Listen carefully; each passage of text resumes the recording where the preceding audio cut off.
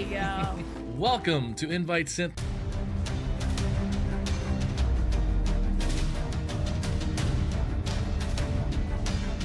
Oh, boom! It's an issue with our industry for sure. Yeah, I mean, Bubba, being in the fighting game community is a hot take for anybody watching. If you're feeling uncomfortable, imagine how often and how regularly the person you're trying to stand up for feels that way, and they don't even say anything to initiate it. They just are, and someone's attacking them for who they are without even being provoked. Welcome to Invite Sent. We are a live streaming show where we interview people and play video games. Help is on the way, dear. Did he make it in? Did he get all 20? Yes, way to go. If you'd like to be on Invite Sent, be interviewed, and play video games, please go to bubbagatter.com and request to be on the show. And I'll let you know if the invite is sent. Yeah, get him. There you go. Welcome to Invite Sent.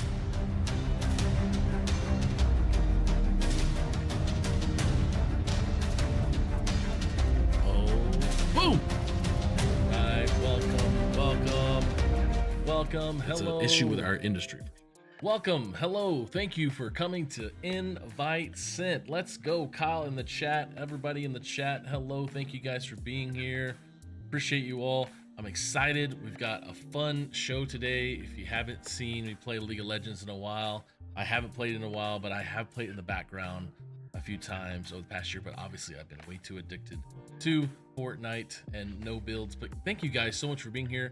We had a show yesterday on LinkedIn where we did Spotlight to hang out with yes, Kyle, you should play League because it is something. If you force me to play Elden Ring, I'm gonna force you to play League of Legends. That's just how it works, okay? So yesterday we had a show where we had Spotlight. We had a couple of different people in the gaming space that are looking to get jobs or have been laid off or in between jobs. Looking to have some more of those shows on LinkedIn Live Audio and have some fun with people. And it was a really, really good turnout. I really enjoyed it. And tomorrow we're going to have on the Rave show, Rave Esports show, we're going to have Jeff Palumbo from Lenovo, and we're going to be hanging out. We're going to be playing around, talking about tech and audio and video and all that fun stuff that Jeff is into. We played a few games together. I can't remember what game we played in the past time we got on the show, but we're gonna have some fun. But I encourage you guys to watch that. And I think on Friday we're also going to have another show coming up for Invite Sent, and we're actually not this week because it is Super Bowl weekend. I decided not to do a show on Friday because the Chiefs, because I'm from Kansas City, and we're gonna be all in Chiefs everywhere. If you're a Super Bowl fan out there in the chat, who do you think is gonna win the Super Bowl, and what's the score? If you're in the chat, what do you think? But I want to bring in our guest as we queue up for a match here inside the game. I want to bring in, there we go, as the game audio plays, bring in my guest. Back in 2011, both me and my guest, we both started playing League of Legends. Okay, now he played competitively while I was learning how to play Syndra mid lane poorly. So I want to welcome our guest today, Mr. As his 12,000 YouTube subscribers call him, Dr. Ray. How are you, sir? Hey everybody, how you doing? I'm doing good today. Awesome. Well, I'm ready to play some League. Oh, I got Scion already. We're already in this. Yeah, I'm good with Twitch. I'll take Thresh is up there. Thresh is up there. Sometimes I do like an ADC Thresh when I play this. Yeah, I like Thresh. I definitely like Scion. I just like being the big tank for sure. Yeah, it's easier. So, you talk about spending a lot of time in mall arcades when you get on interviews and shows, and even all the videos that you have on YouTube. I did too. I spent a lot of time in the mall arcades and played a lot of Mortal Kombat. What were your 3 top arcade games that you played growing up? What was your top go-to games? Oh wow, so this is gonna go back to middle school for me. Okay. My favorite games in the arcade at that time, because that's when I spent a lot of the times there, would have been NBA Jam. It was a big one. Yeah. When you could get on fire, like that game, just He's on great. fire. He's heating up. Love that game. So much money in that. And the second one is the first Mortal Kombat. Yes. So yes. Mortal Kombat 1, that was like, I had never seen so many people crowded around a game machine for that game. Like, unbelievable. Like, I couldn't even play because there was just so many people like crowded around to like get the guy's head to pop out of the screen, like the producer's head to pop out of the screen, and just toasty. Weird stuff like that. Yeah, that exactly. And third, probably a toss-up between Street Fighter 2 and the original Pac-Man, because when I go to arcades now, I can play Pac-Man for a very, very, very long time. Do you? I struggle with Pac-Man because I didn't get good at it. I didn't practice it enough, and so like when I go to like Dave and Buster's or whatever, and you play on that large, 74, 84 inch screen, digital screen, and you're trying to control it, I really stink at it. So what makes you good? And first of all, did you ever get to the high enough to get to the level that's invisible? No, I have not. No, Okay. No. But I can play for a really long time. I think I just enjoy the concept of Pac-Man, and I grew up with it. Like, I remember having Pac-Man toys as a kid, and I think that's why I like it so much. My kids can play it, and they understand it. So I think that's part of what it is. Yeah. What do you think about the 14-year-old kid in Oklahoma, as we say, defeating Tetris? Oh yeah, that's amazing. I mean, super cool. I mean, it's just crazy that a kid is able to do that. I mean, the amount of time he must have spent playing and practicing. Right. Well, it was intriguing because, Fizz got me. There we go. There was him and another streamer who were both trying to get this same thing at the same time. Here we go. I'm about to die. Let me get you some hits. Come on. There we go. Come on. One more. Oh well. Okay, we get him. That was the thing. The kid who there was two young adults. I mean, I guess he was 14. He was an adolescent, but there's an older player playing Tetris streaming to try and get that glitch in level 200 or whatever it is. And then he found out the kid was doing well, and so he went and watched the stream and cheered him on instead of trying to finish his own games. Yeah, that is kind of crazy though, and it's funny. I mean, so many people were like, "Oh, I didn't know there was an end to that game." Right. I was in that camp. I didn't really know there was either. So let's go back to 2011. You started playing League of Legends. Yeah. What character were you struggling with to learn, or where did you start? Or, I mean, So- you're obviously you're a competitive player in this and Halo 3. So. I started this game because I was really sick of World of Warcraft. I needed to get away from it. God. So that's why I really got it. I was like, what other games are out there? What can I play? Downloaded this game, and I think the first players I played were like Heimendinger, Thresh, and whoever like the free players were. Back then, you had to play 30 levels before you were allowed to play competitively. Right, so you had to play against bots. Yeah. So I just remember spending a lot of time playing against bots. But what really got me into the game is my friends that I played World of Warcraft with all started playing League of Legends too. Wow. That's a So big we had look. like Did they all go back though to World of Warcraft eventually? Or? No, they're still on League with me for the most part. And I think at the time, I can't remember how we would chat. I think we were using Skype sometimes, but what were we using? It was back called then? golly, we were just talking about it the other day because Kyle in the chat, we played way too much World of Warcraft together. Yeah, whatever we used back then. It was similar to D-chat. Oh, golly, I can't remember. It was similar to Discord. I can't remember exactly what it was, but yeah, we used to talk on that, and they were all like a group of like teachers and a CEO of a company and just all kinds of different people, and we would all play together. Now I want to know what it is. Kyle, if you're still in the chat, what the heck is that thing we used in before Discord? Some sort of voice chat. God, it's a very. Oh. If you gosh, said it's the gonna name, bug- I would. Yes. it's what everybody had to use. It's like an back then because acronym or something. yeah, of it some like sort. didn't take up a lot of bandwidth, so you could use it for World of Warcraft. It's bugging me now. But I had to quit playing WoW because it would be like 1 in the morning and I'd be in a raid, and my wife was like, we had a little kid at the time, and my wife was like, you can't do this. Right. Yeah, my wife and I, she works in ministry, and we're doing a marriage course through her ministry we work in, and we were, part of this is going back and looking at things when we first married or before we got married, and like, remember when I used to go to bed real late playing WoW, and then I get up at 6 in the morning and play WoW? Yeah, I'm so glad I don't do that anymore. It's crazy. It was like a job, and I was like, a game can't be a job for me. Ventrilo, there it is. I finally found it. Yeah, that's it. Ventrilo. Oh gosh, this is gonna bug me. Yeah, that is it. Ventrilo. Yeah. Oh, that's then I started using Skype. Yeah. And now it's then all Discord. Nice. We're not doing too bad getting a little poke going here with this team. No, we're doing good.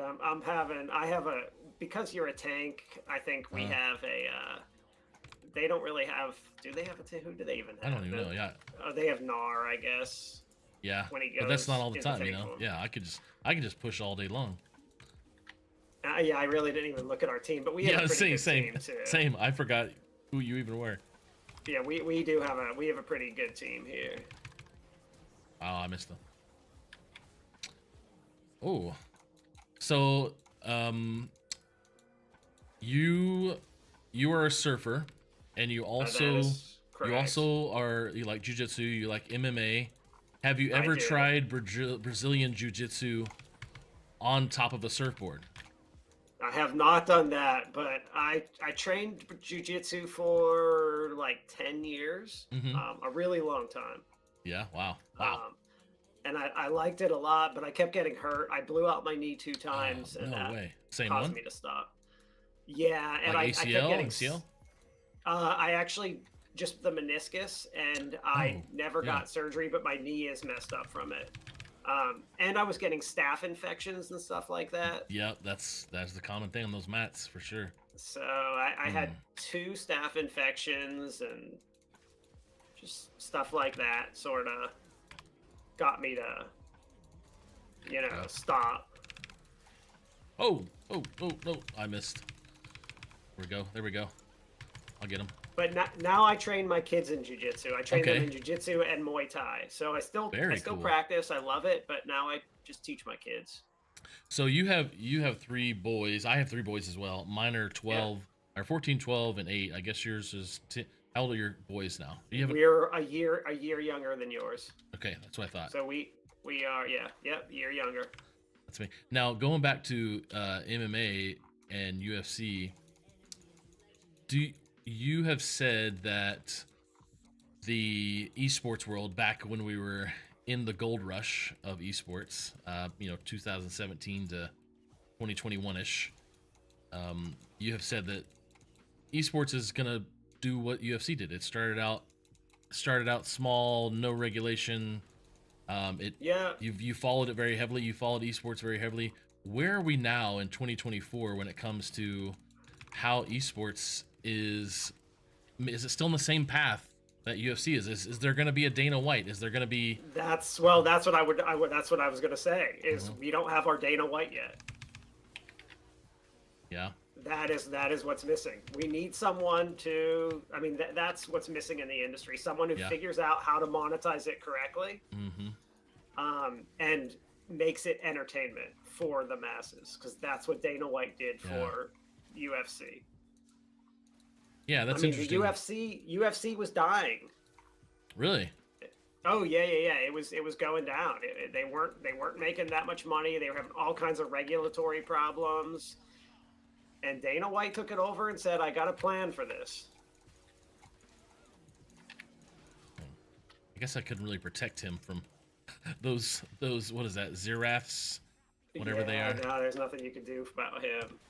But that's what the industry, what I've been waiting for from the industry. And I am seeing some positive signs with like Riot realizing that this is a marketing cost for them. Yeah. So like putting actual money into Valorant and stuff like that. I think is really what is the plan for monetization for the industry. So let's look. So let's see. Dana White did what was the? Honestly, Joe Rogan as well. I would say. What was the catalyst there that helped? So what Dana White did, first of all, is he came up with a rule set. Oh, okay. And he also figured out here's how I can monetize this, keep people entertained, create a rule set, and get it approved by everyone. So he took the industry there was no rules, matches didn't work on pay-per-view, they were too long. He figured out how to make a rule set that made them entertaining, so that matches would be quick, so that he could predict how many there would be in a night, so that it was acceptable to the politicians at the time.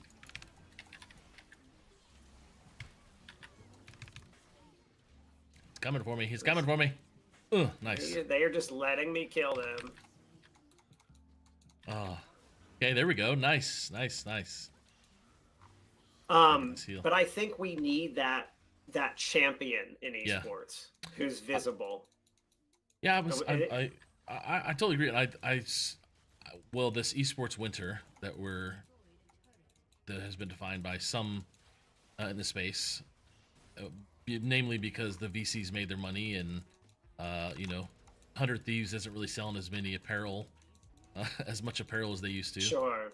Like when we're seeing this, it's not we can learn from traditional sports, but it's not the same in ticket sales. It's not the same in that.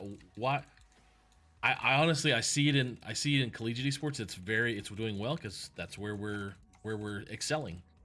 In esports right now, with the collegiate space, but the pro space is struggling, and it's only a few big events a year. And honestly, esports is grassroots, and it's okay that it's not a bunch of big events. But what are we, besides a person? What are we missing? So we're missing the companies. The business model has been incorrect from the start. Why we're expecting I mean, you just take baseball. Like, no one owns baseball, but someone owns League of Legends. So if League of Legends wants to remain competitive, it needs to have worlds. Right. Like, if there was no worlds for League of Legends, it wouldn't have the pro scene. The pro scene wouldn't lead to all the pros creating lots of streaming videos with all their cool plays and stuff like that. To little kids saying, "I want to play this and make money from this someday."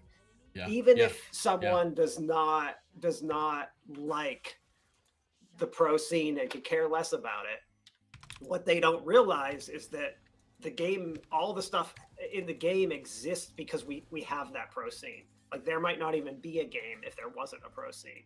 So when Riot starts to realize that, and these companies realize that more, like Riot wouldn't let the esports scene for League of Legends fail, because it's making too much money off of it. Yes. Even if not directly. So when the companies realize we need to put like 20% of our revenue into marketing for our game, which is the esports.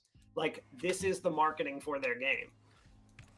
So when that becomes the business model, esports will be viable. Like, the person paying the teams should be Riot. The person paying the coaches should be Riot. Yeah. It shouldn't be it shouldn't be a VC company. Okay, agreed. So you're saying oh my, we're about to get destroyed here. Come on. I'm saying that this is a marketing expense for a company. Yeah, this is what drives the game. And it needs to be seen as that. And that's a business model where the companies recognize, here's what we're really making off of this. And I think like Valorant did a good job of actually like starting to incorporate like money that they're making from like selling a skin as part of the money that they're going to give their players. I like that. Well, and I've been reading a lot of video game development stuff with Jason Schreier, Blood, Sweat, and Pixels Press Reset recently, and then this week has been really fun. Moral Combat, reading that book about video game balance, and I've really enjoyed the book, but I've known it to be true in the video game space, not the competitive gaming, not esports, that before a game fully comes out, the use of Twitch streamers and the use of influencers to get the game hyped up is extremely powerful. Sure. And it was funny, the game called Knockout City, it's Yeah, I know what yeah, it is. yeah, the dodgeball one. The creators of the game, I remember him telling me, because we had sat down with them for some reason because we wanted to get it in schools because it's not as violent or whatever. Sure. And so, ouch. And so he's like, yeah, we're not going to use any influencers. We're just going to get the game out. And they were like, we're not going to. And then, of course, they did, because it was the right thing to do. So I think about video games. I think about the idea of getting people engaged. And that's where I see esports struggling. To your point, is they need the people. They need the fans. They need all this other stuff. So I don't know. Ooh, yes. They're like Okay. all going for me. Uh-huh. But And again, you're I mean, cracked. without that, it's like without that stuff, the game just isn't gonna be anything. So like, Yeah. when a company like Riot releases a game, they started esports for Valorant right away because they realized that's how they're gonna get kids. That's how they're gonna create a scene around the game. Yeah. Between the influencers and the influencers saying you can make money from this game and there's something competitive about it, makes the game. I love that. Okay, so we're getting a standstill here in the bit. I still think we got it, but oh, never mind. Y'all just cracked. Of course you did. You got how many kills you get there? 2 or 3? Just to Nice. I'm not paying attention as much as I should be. Yeah. So it's, Well, that's it's the goal of hard. this show. That's the goal of the show, Ray, is to ask you tough questions. Oh, Oh no, I missed him. He jumped. The goal is to ask you tough questions while you try to play a game. Oh, he's toast. to get He's something to toast. kill Nar. But Oh, yeah, wrong I way. think that I just think that there's been some issues with the industry in the way that they've funded themselves, and I think it will work itself Sure. out. Okay. Yeah. So What I do will think it'll work itself out. with funding, because of this gold rush we had? What's the replacement financially? Sponsors is also the other big push that's happened. From I think sponsors is something that can happen, but that's not going to fund the industry. right. Like sports make their money from their TV broadcast deals. Yes. Yep.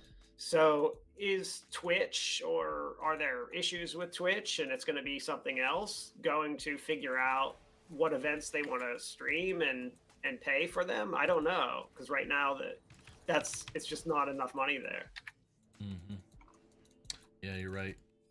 Yeah, I mean, But- we're all going to watch Super Bowl this weekend, but not how many, which is funny. I'd say Americans, not many are going to watch Worlds, but that's okay because the rest of the world will. Yeah, and it's Riot saying, like the NFL knows that having 8-year-olds play football is great for them making money. Yes, the pathway. And the pathway. Pipeline. Exactly. Even if you don't like professional football, you being a part of anything football is support. Playing high school, playing middle school, being a fan of high school is because there's the professional scene. And that's what the video game companies, once they figure that little trick out, which they have, they know that they need that scene to make it so that there's a kids league, and so the kids are playing their games. 100% agree. Wow. Come on, die. Oh, I couldn't kill There him. we go. But I just think it's a shift in the priority of funding for the companies. Like I don't think there would be League of Legends if there was no professional scene, and I don't think Riot wants that to happen. So they will invest in the scene so that it happens, so that there are professional teams. They will make True. sure there's worlds. I agree. The you're the struggle we've had in the space, in the academic space, and I think you're fully aware of it because you're in it, is getting a real true investment in. Oh no, we're about to die. Oh shit. Yeah, it's done. Darn. That real true investment in the collegiate space and the high school space beyond just saying, yeah, you guys are good, you can play, or we'll have some like C-laws and we'll have some different high school events. But I don't know if they don't want to touch it because they don't want to touch it more than they have in the past 5 years, the collegiate and high school space. I struggle to gather.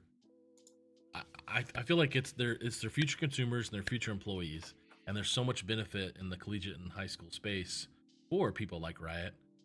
But it's just it's growing. It's growing. They're not putting money into it. I agree, but I don't know that they need to. I think that things are growing naturally for them without them putting money into it. So you think that that's what I'm wondering. Is that a true pipeline then to? It's not Okay. a pipeline to professional esports yet, because you don't need to go to college to play professional esports. You can be 14 years old and play. You don't need to go to high school to do it either. So I don't think it's a pipeline yet. And I don't know if it will be a pipeline. Sure. It will be marketing for them though. Yeah. So that's where they might start putting more money into it. But like esports needs to figure itself out too. Like, is it going to continue to be like 100 different games? Or are we going to come up with leagues, leagues of like certain things that it's like I don't know what it's going to become. Like, for example, in the old days of the Nintendo competitions, it was like they picked 4 games and you didn't know what they were going to be, and you just had to play them that day. Like, is something like that going to come about that kind of takes away some of this and goes into, like, there's a lot of possibilities of what this could turn into. So like the 12 titles last year in the Olympics, I think, 10 titles. I think Street Fighter or something was like kind of a exhibition show off kind of thing, not really a tournament. But do you feel like the publishers are a reason why there aren't the big games? Like Fortnite was in it, but it was like a what's the winter one where Exhibition you ski? Or something. It's like the Winter Olympics where you ski and you shoot a gun, you ski and you shoot a gun. That's what it felt Yeah, like. yeah. Because it was like jump up on a thing and then shoot a target. Is there my wonder with something like the Olympics and them having those game titles that aren't as big as we think they are? Is it publishers that's like, hey, we don't want to get involved yet, or is it the Olympic committee saying we don't want to work with these publishers, or we just don't want these kind of games yet?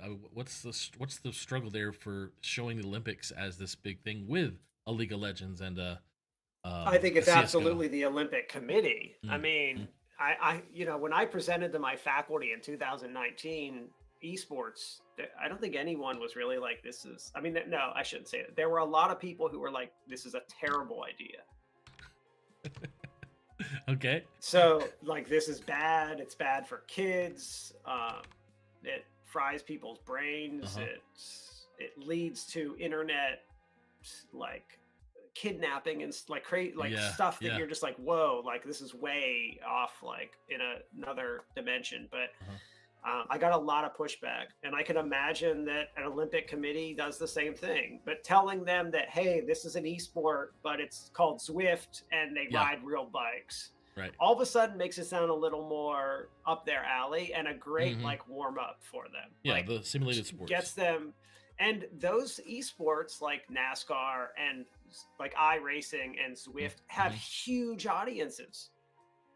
Yeah. Like Zwift is huge. There's huge. Hundreds of thousands of people playing it. Like it is a huge game. It's just not seen in the 13 to 25-year-old demographic as a traditional esport.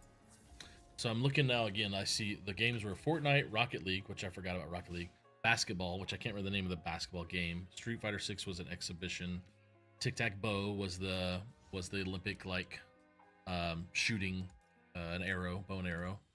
Yeah. E-baseball, which is fun. Chess obviously is huge. Swift. Just Dance was really exciting. I think that probably had the most social impact on social media. I think was Just Dance, and then Gran Turismo. Obviously, that movie came out, and Nissan's super involved in that movie with the kid. The story of him being a racer in his bedroom to varying. I haven't finished the movie because the plane ride was over when I was watching it. Yeah. And then sailing, taekwondo, and tennis. So that was last summer, I think, in Singapore. And isn't the Olympics this year? Are we not doing something else this year? Olympics and games? I don't Is even. there Olympics this year? Olympics 2000. Or was that last year? It's this year in No, Paris. 2024, I think. Yeah, Paris, July through August. In Paris. Yeah, so it's Summer Olympics. Yeah. So I wonder. I haven't really heard anything. Oh, I might have lost. I lost you for a second. Can you hear me? I think I got cut off. There we go. All right. Good. All right. You with me now? Let's see. Yeah, he's going to refresh. We're going to get into League of Legends while Ray loads back up on the chat. Luckily, we got his nice, amazing headshot here. We're jumping into a League of Legends game, and we're on ARAM. I don't even know how to say the character's name that I am. Shyvana. My Shyvana. It's who I am.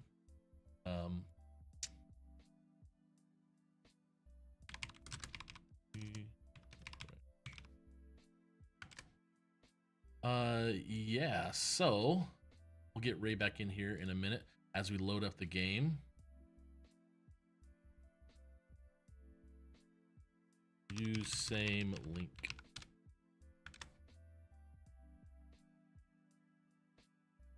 Okay, here we go. And maybe it was his game. We'll see. Just don't let me forget, we were talking about the Olympics. We're talking about 2024 Olympics and getting that prepared for what games are they going to use. I wonder what games they're going to use. Let's see. Olympics 2024 Esports. Olympics 2024 Esports. We are officially 1 year out. Esports will not be a part of the festivities in Paris. They're saying 2024 there won't be. That'll be good to talk about when Ray gets back here in a moment. And refresh. Going in. This is a long loadout. I wonder if it's actually his game or his connection. Might be. Because it's at 75%. You can see that it's 75. Well, you can't see it's 78% right now. All good. But as we play some League today, we've had good conversation. We've been talking about esports, and hopefully we get Ray back. I look like he's loading in right now. We'll get him back in and have some fun as it refreshes and gets started. Yeah, it is slowly loading. I really wonder if it has to. It might be. It's actual side. Let's see. Halfway in. So I wanted to make sure you guys know that tomorrow we will be having Jeff Palumbo on from Lenovo for the Rave Esports Show. If you haven't checked out the Rave Esports Show, we will be playing LOL. We won't be playing anything. We will actually be chatting about audio and video and all sorts of other fun stuff and having a great time. I'm going to show a commercial while I work this out. Hello there, gamers and mental health enthusiasts. Today, we're diving into a groundbreaking study that explores the intersection of scholarly gaming and mental health education and how it can impact the self-esteem of adolescents. Picture this, a world where scholarly gaming isn't just about mastering technology-based career skills or dominating the world of video game business. No, it's a world where gaming becomes a gateway to improving mental health. 3 visionary educators and a school-based health intervention expert came together to create a curriculum that aligns with academic guidelines from the International Society for Technology Education. No idea. But hey, Wait. we're back. Wait, are you not in the match either? I'm coming in. Were you kicked out too? No, I wasn't kicked out of the match at all. But were you kicked out of anything? Or No, was it but just me? I just think it was just you. But also at the same time, the loading of the game just happened. Huh. So like maybe it was like waiting. It was definitely waiting for you. That could have been it. Something with League of Legends like messed everything up there. Yep. I've only played this character, this champion, in the kind of fun small map modes, so I'm gonna do my best to remember. We were talking about esports in the Olympics, and I actually went and looked up that it is. Oh, come on! Sorry, I'm about to kill Yasuo real quick. No, I'm dead. I have no idea how to play this champ. So. Who do you have? Alistar. Oh yeah, and he's not as tanky as you want him to be. Is what I remember. Oh, I didn't buy any stuff either. Okay, I hit people up. That's right. Okay. This is what I like about ARAM. I like learning I like playing their champions. Yeah, I mean, I get to play champs I wouldn't play. And let's see, I'm just trying to. Oh, they have so many tanks too. So Braum and Leona. I read in the internets that yes, there'll be no esports in the Olympics in 2024. Oh wow. Yeah. I guess because they did it last year, or just why would they do it? I mean, but Paris held the League of Legends years ago with lots and lots of people, so definitely a viable place. Wow. Go. Nice. We got him.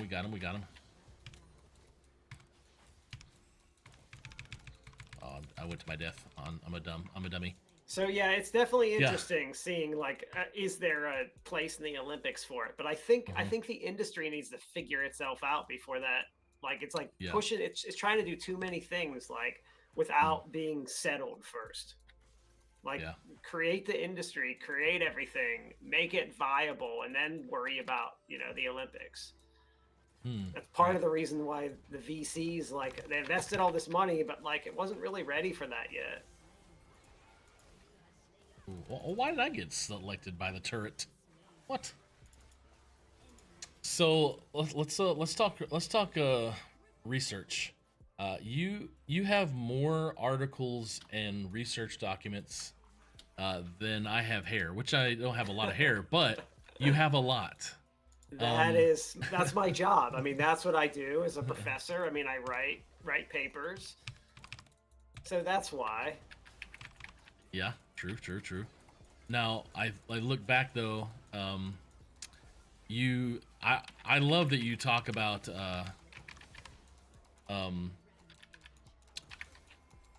just online learning and online e-learning. Yes. Well, first of all, your YouTube is a hodgepodge, which I absolutely love because I don't have the guts to do that. I would love to make YouTube videos about all those sort of things. I've done some curriculum for OBS and streaming and shoutcasting, and I talk about it often just because I learned it and I taught it when I was streaming.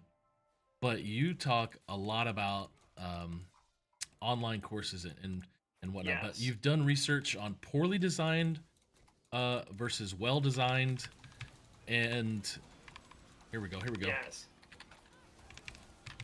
Sorry, gonna try and hold this right quick.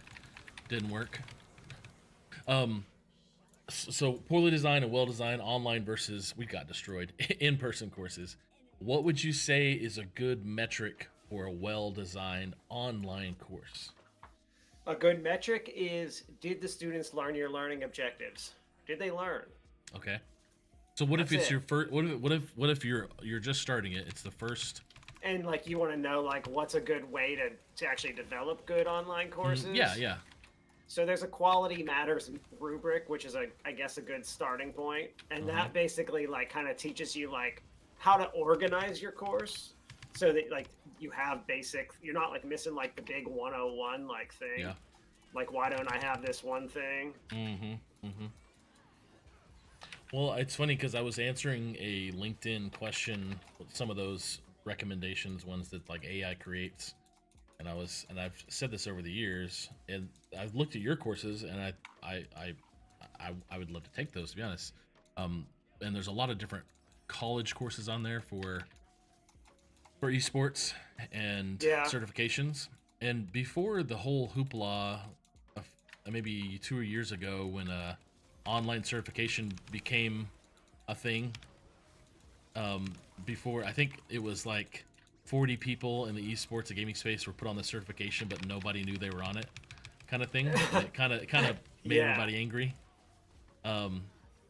This was so Connor Alney, Coach Alney, and I, when he was at the foundation with me, we created some online courses because people were asking, and we were constantly telling people over and over the same thing about why esports is beneficial for your schools, and here's inclusion and belonging and everything else, and here's the Sure. data. So we just were constantly talking about it, and so we decided to make some videos like what is esports, why it matters, Sure. and then Connor, being a former pro coach and player, he I gotta get these kills. Come on, dadgummit. We wanted to create a tool for these coaches because we knew that these coaches were probably a social studies teacher in a high school, Sure. and they were asked because they played a video game in the past month, so they were asked to be the sponsor, or they're the IT person, so they must be a video game player. Pretty much, yeah. And- That's how it happened. And so they didn't have these teachers probably didn't have the same training a football coach would about team dynamics and don't take a kid home after school, all those kind of different trainings. So we created a course really that just helped them understand Discord and practices and the language and everything else. But the world of certifications in esports is big, but I don't know if all of them are great. No, they're probably not. I from what I've said over the years is a lot of people slap a E on a communications course Pretty much. and call it esports communication. Oh, we gotta get this guy. Come out, get him. Yes. I don't know how I'm getting any Beast kills mode. here. Let's go. Let's go. Yes, let's go. I went dragon mode. Yeah, I'm just mashing buttons. I don't get kills as Alistar. I'm just a big tank. Yeah, that's true. Here we go. Get wrecked, kid. Uninstall.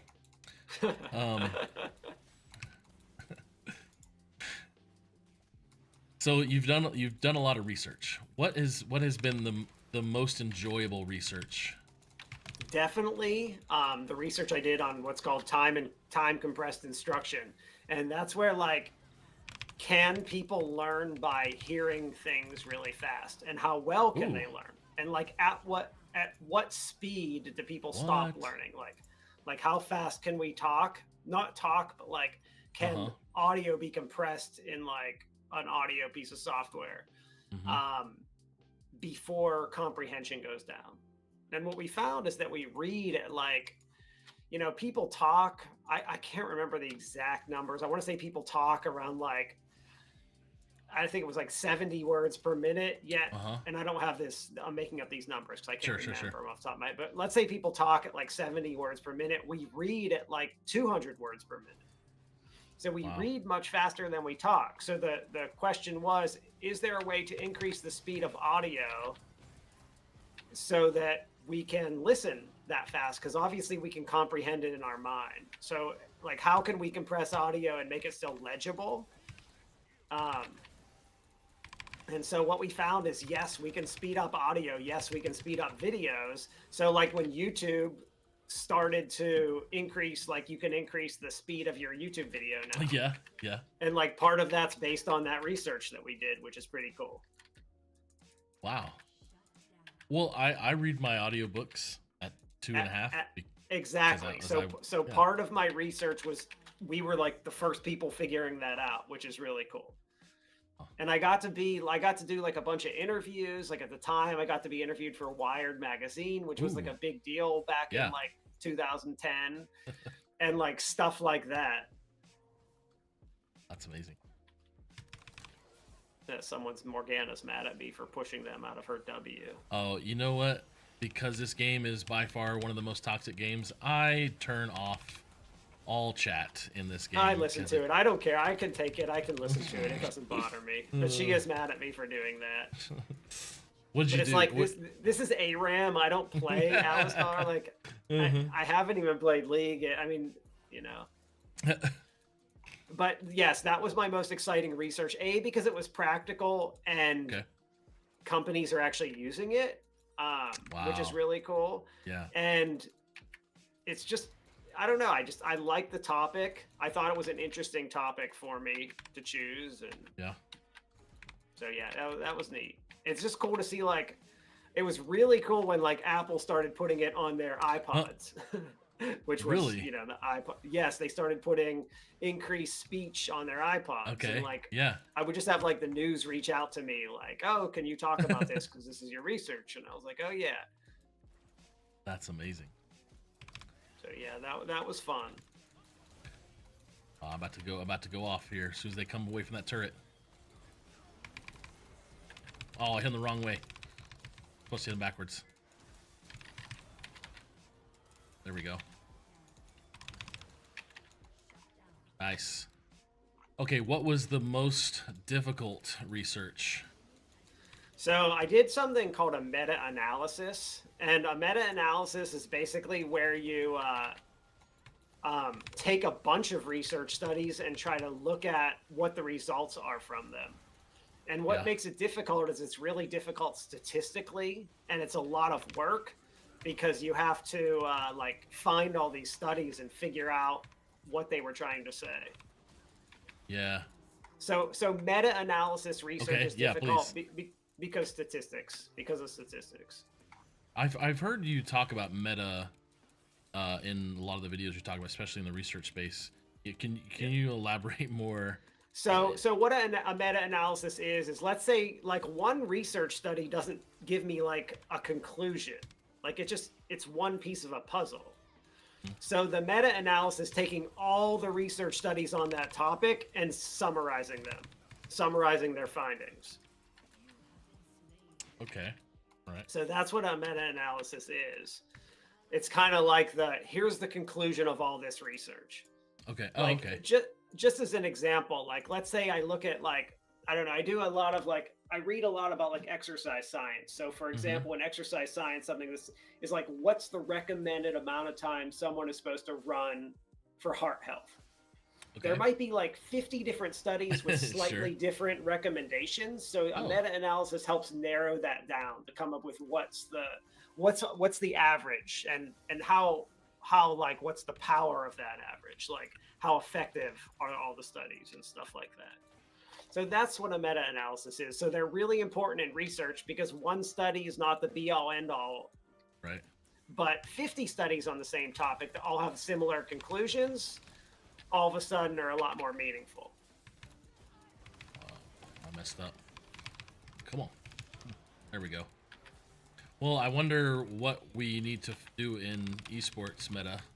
Oh, there's tons. I mean, esports and exercise is a huge topic that we don't have a lot of research on. Like, what are the effects of exercise on gaming? Like, does it change your ability to play better, your stamina, does your agility in your hands, stuff like that. So there's definitely like a big area there that there's very few studies on, if not hardly any. And the reason why that's good is because exercise, it all of a sudden becomes important to people who don't know much about esports. They know exercise and they know it's important for health. So if we could convince kids, hey, if you want to be good at your video game, you probably should be exercising, eating healthy, sleeping well. Those are good, healthy habits that you can convince anyone to get on board with. Yeah, I feel like I've not used this term with the stuff, but the foundation I run, I try to gather as much data in one spot because our industry is so segmented. and I think you're a person who probably realizes that the most, trying to find research and conversations and articles all over to cite what you're trying to tell is probably a struggle. It is. It is, and doing the research is challenging too. That's also where it becomes like, just doing the research is so difficult. It's time consuming, it costs money, like it's manpower, it's hours. Oh, let's go. Come on. Here we go. Come back here, dummy. Come back. Rom is dead. Come to the turret. Oh, don't kill me. There we go. Nice. Yeah, that's just been my real big goal, is I think 2019, just leaving the traditional sports space and coming to the space, and like I wanted to learn and learn and learn, and I had as many phone calls as I could every day, just like you talked about, having back to back. I just wanted to learn from everybody, and I just kept finding people saying, well, I don't do this, I don't know what you're talking about. Well, I'm the only one that does X because we're here. Oh shoot, the inhibitor got back up. Darn. The inhibitor's back up. No, we got rocked. Oh. Perfect timing. I wanted to just give people the information because it was everywhere, and I mean, I look at your 32 pages of your CV, and I could spend years trying to read all that and learn all that stuff, which is really helpful. But like, I've used your history in video games and your history in esports, reference that quite often. Yeah, those were fun. So fun to create those. I love that. That was like, both of those videos were super fun because it was like going through my past too. Yeah, well, and that's what I'm going to do in your new home office. Do you have a bunch of your controllers and everything that they show off? Oh my is God. that just... Oh yeah, absolutely. I've got like my old Atari games, like Adventure, which was like my favorite Atari game of all time, is in my office. I have my old Nintendo controller. I have my old Super Nintendo. I have my old N64, my old Game Boys. Oh yeah, I've got so many things. Is that in that office or a different office? The office I'm in right now. Oh, okay, nice. Wow. Yeah, it's and I have a really big office. It's like 20 by 33 feet, so it's a pretty big room. I've got like a ping pong table in it, and the walls are all lined with like my stuff as a kid. So like tons of cool like Star Wars toys and like my old Voltron toys, and I love that. I got like a little art corner, and then like a little music corner with my guitar and keyboard, and just. I got a big old 300 square foot space that I don't have that kind of cool. I didn't spend the time. It's not my house. I rent a space or a couple months from my house. That is something I'd love to. Have you done a tour on your YouTube channel of your? I have not, because we built this house in 2021. Okay. So, but I was like, I've been getting all the stuff. Like a lot of it was at my parents' house in attic and stuff, and I had to like bring it back and forth and all that kind of stuff. All right, we got an S. I got a chest. Yeah, same. So there was a lot of that. So it's finally at the point where I think I could do that video, because I got everything now. But I have like old Garbage Pail Kids. Like, oh, no way. Oh, like original, awesome. And I got some of those graded many years ago. So I have like they're graded. I got like some old comics, like old Star Wars toys, Voltron, some He-Man stuff. I don't know, a bunch of just weird stuff like that, and like little things from when I was a kid that my parents just saved. I've got like all of it sitting in my office. I think I'm gonna have a petition signed for you, and have just people start signing it to say we want a studio tour. It is cool. It's cool. I mean, it's cool for me. Like, sure. I built it for, I built it for myself. So like, I think it's really cool because it's like I just designed it for me. So when I was in here working, all my stuff was here, and it was like my cool. I told my wife when we built our house, I was like, I'm I'm building a room. Uh-huh. I'm building you a house, you and the kids a house, and I'm building a room for myself. So that was like the goal. Well, Ray, man, I really love what you do, man. It's so much fun to just try and keep up with what you're doing, and I want to keep learning. I'm definitely going to spend time. I've got your PDF of your resume, and I've got this last page of all your journal publications. So you'll see me posting about these soon, and so apologize if you get some stuff on LinkedIn.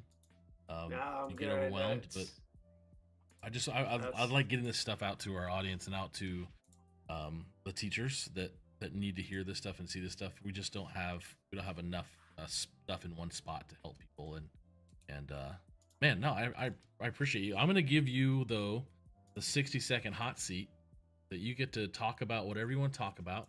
You can promote whatever you want to promote. You can tell people where to follow you on socials. You can say something that is off the wall that like is totally controversial. It's up to you. Okay. I'm gonna give you 60 second hot seat. Okay. So I'll just talk about the different kinds of things I'm working on now. So like about me, I'm a full professor. I mean, I teach courses, but like I've been leading the esports program at UNCW since 2019. I'm working on growing that program, trying to really not so much grow the program for me, but grow it for my students, because a lot of them have like aspirations, even if they're like a biology major. They're like, I want to figure out how I fit into this space. So I've been like growing the program for those students. So that's like my overall job is like figuring out how to get funding for that program. So that's like my big goal. I haven't been doing as much research over the past year and a half.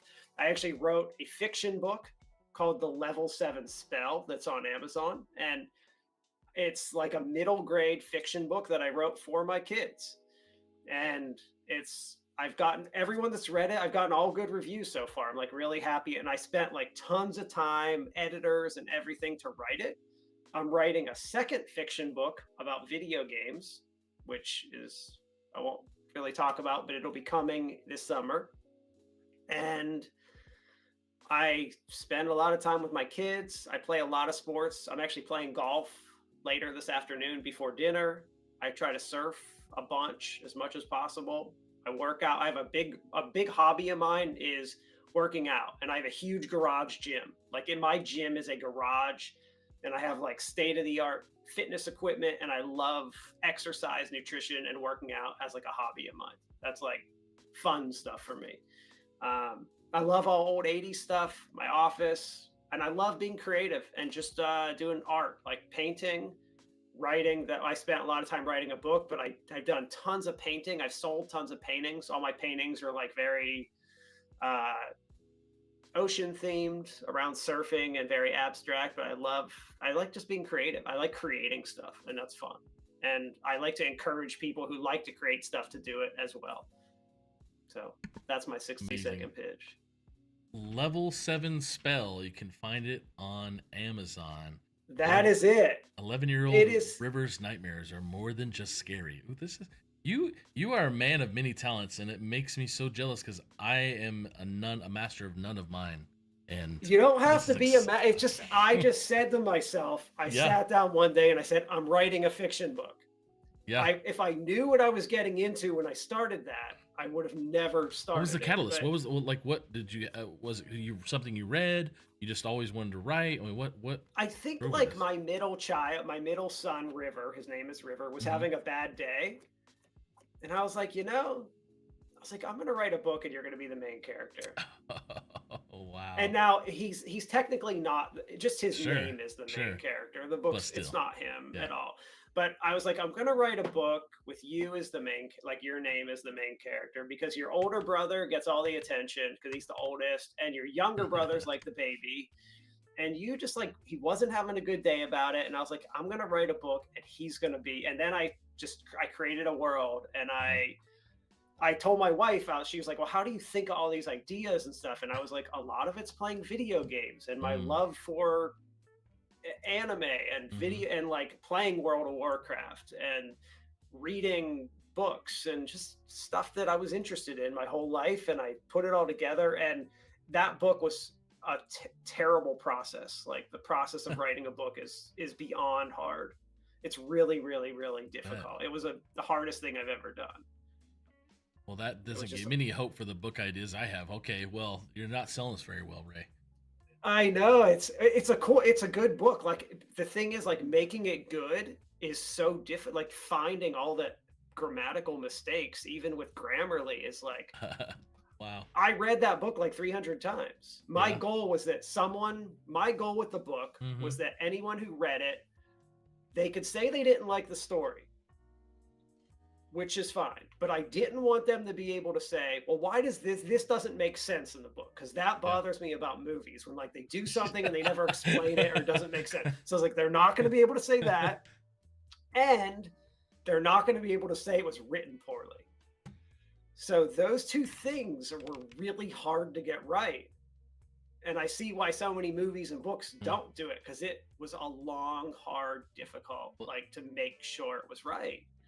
And there has to be something, the reason why you wanted it so great. I mean, your educational prowess, what you do in academia, I think it has something to play with why. Sure, if I would be embarrassed to tell people to read it if I didn't put my heart and soul into it too. Sure. Like there's that element of it. Like I couldn't be like embarrassed. I had to like releasing it. Like, could I fall asleep that night, the day I was going to release it, knowing that like I didn't hire an editor to at least like fix everything. I didn't have a bunch of beta readers to read it and tell me like, if I didn't do that, I just couldn't have slept well. I mean, I had to hire someone to develop the cover. Like I had to hire a company to create the cover. Like there was just so many steps I never thought of.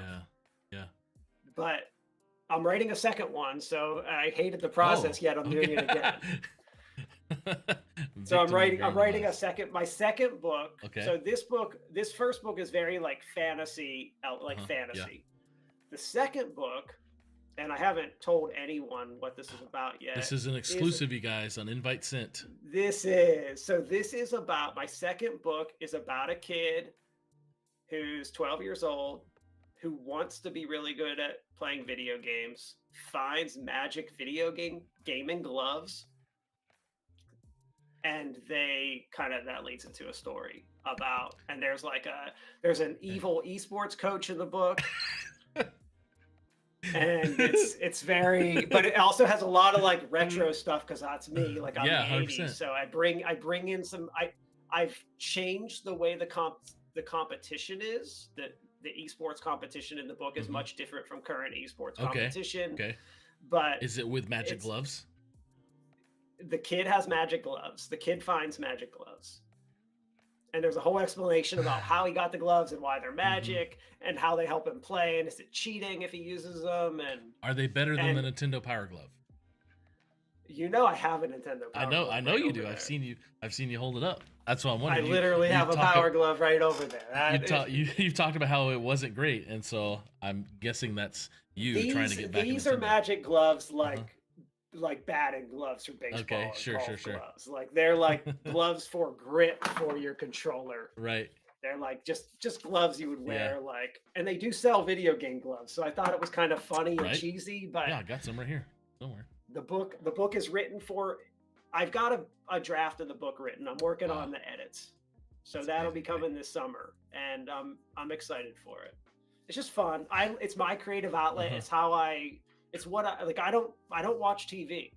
Oh yeah. I mean, me and my wife will watch like a show at night from like before bed, but like I don't. This is like my hobbies. Like this is what I do. Like this is my new project. I like it and I'm doing it. So whatever people like, they should do. And this is what if it's odd, I don't know, but it's what I like. So. Well, in the chat says petition is signed. We will sign it to see your room, to do a tour. So looks like we're gonna have to turn that into you with 500 signatures. And Kyle, yes, if I watch anime, I would unlock my mind to writing, but I just haven't watched enough anime. Sorry. I'm not as cool as you guys.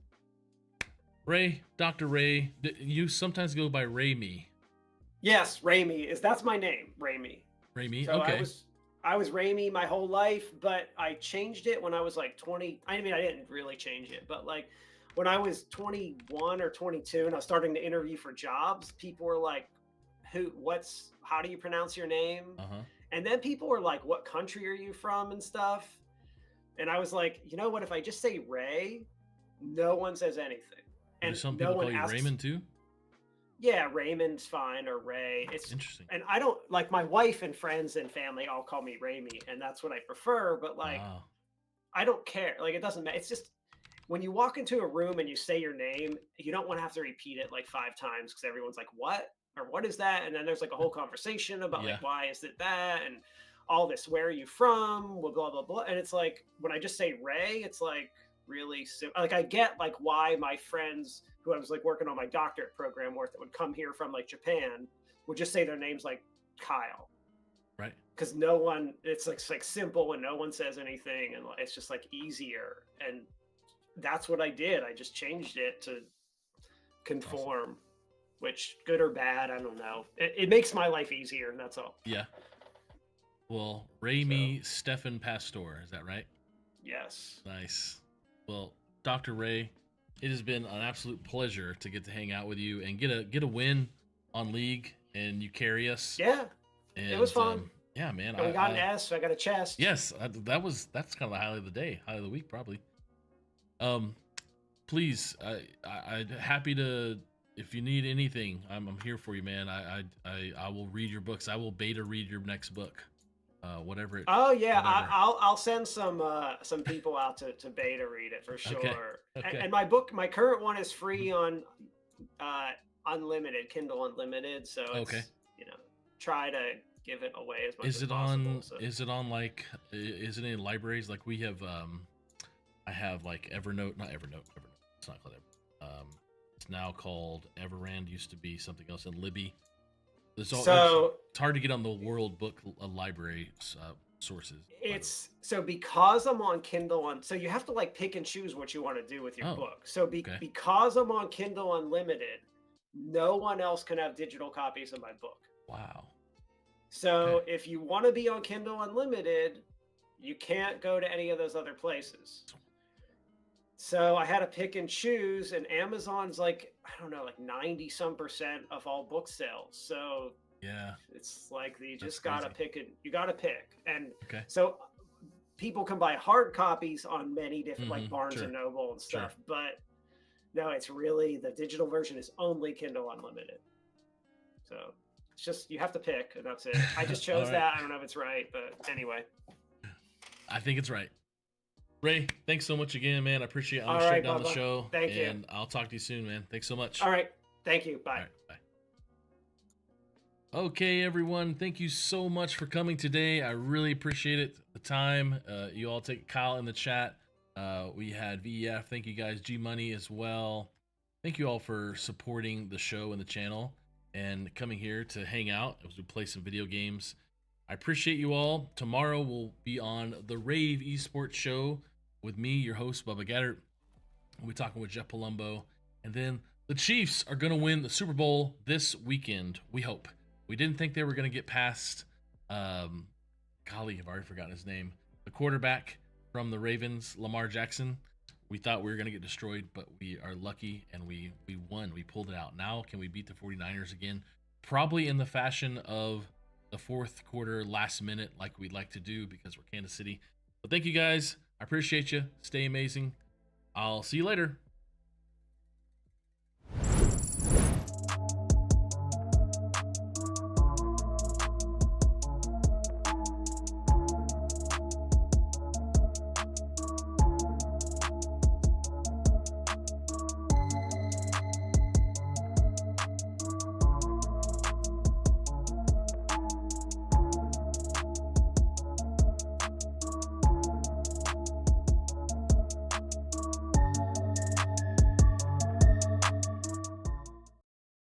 Hello there, gamers and mental health enthusiasts. Today, we're diving into a groundbreaking study that explores the intersection of scholarly gaming and mental health education, and how it can impact the self-esteem of adolescents.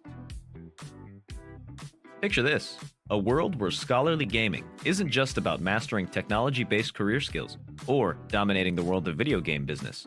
No, it's a world where gaming becomes a gateway to improving mental health. 3 visionary educators and a school-based health intervention expert came together to create a curriculum that aligns with academic guidelines from the International Society for Technology Education. This curriculum spans 40 lessons, delivered over 14 weeks with a minimum of 120 minutes per week. But here's the twist.